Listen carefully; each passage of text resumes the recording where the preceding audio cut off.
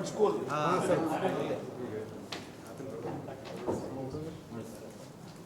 ತಂದೆ ಇರ್ಲಿಕ್ಕಂದ್ರೆ ತೋಡಿ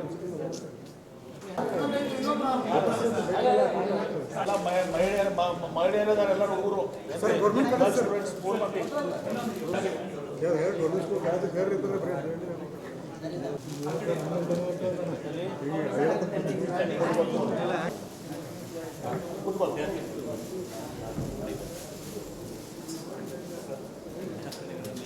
ಯಾರ್ಯಾರು ಫಸ್ಟ್ ಹೆಸರು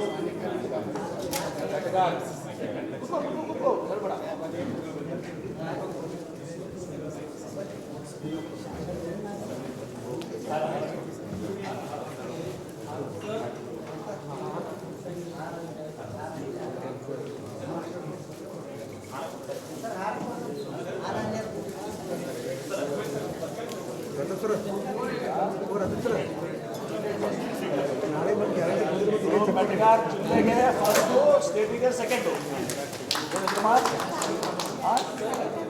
ಸಾನಿಕಾ ಮೆಟ್ಗಾರ್, SSPU ಕಾಲೇಜ್.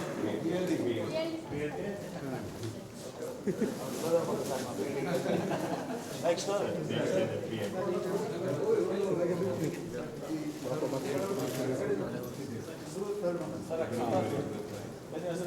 ಅಕ್ಷತಾ ಚವಾಣ್. ನಮ್ಮದೇ ಕಾಲೇಜ್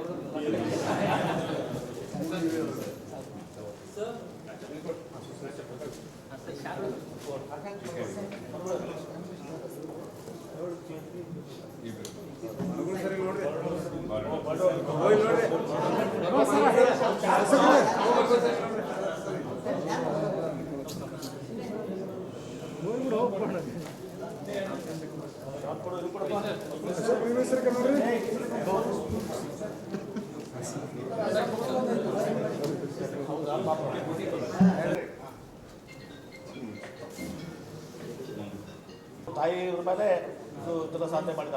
ಏನು ಹೆಸರಮ್ಮ? ಲಕ್ಷ್ಮೀ ನಂದೂರ್.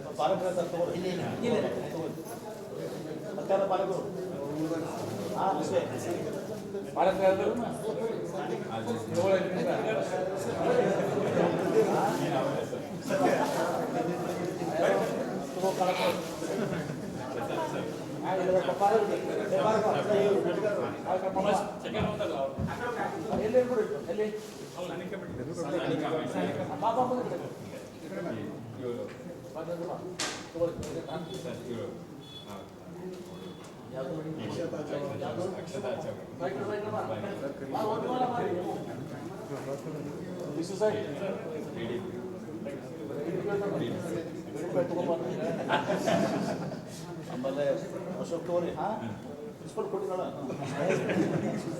ಮತ್ತೆ ಬಡವ್ರ ತಗೊಳ್ಳೋ ತಗೋರಿ, ಬಡವ್ರು ನಿಮ್ದಲ್ಲ. SP ಸರ್ ಕೊಡ್ರಿ. ರೈಟ್.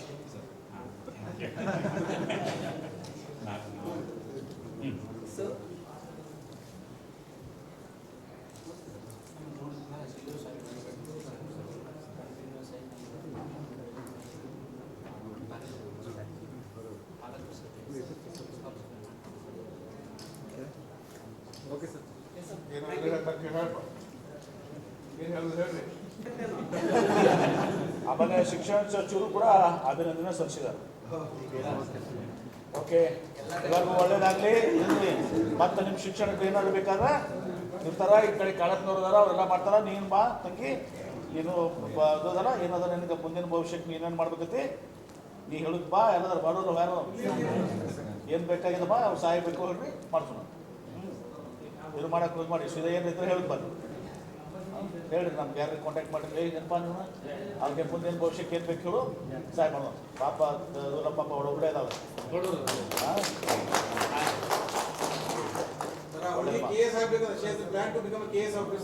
ಡೆಫಿನೆಟ್ಲಿ ಆಕೆಗೆ ಏನು KS ಆಫೀಸರ್ ಆಗಲಿಕ್ಕೆ ಎಲ್ಲ ಟ್ರೈನಿಂಗ್ ಬೇಕು, ಕೋಚಿಂಗ್ ಬೇಕು, ಎಲ್ಲ ನಾ ಮಾಡಿಸ್ಕೊಡ್ತೀನಿ. ಆಯ್ತಾ?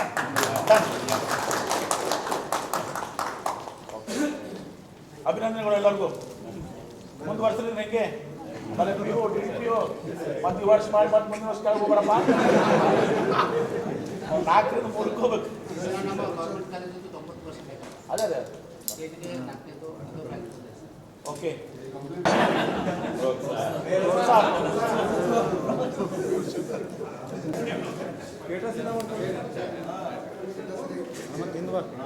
ತಾಯಿ ತಾಯಿ ಪಾಪಕ್ಕೆ ಅಶೋಕ್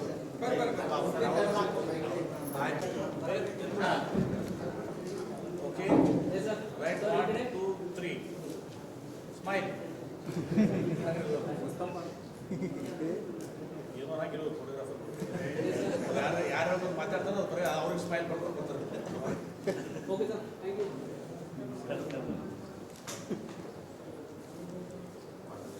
ಯು ಸರ್. ಅಷ್ಟೇ ಮುಂದೆ ಒಂದು ನಿಮಿಷ ಸರ್, ಒಂದು ನಿಮಿಷ ಸರ್.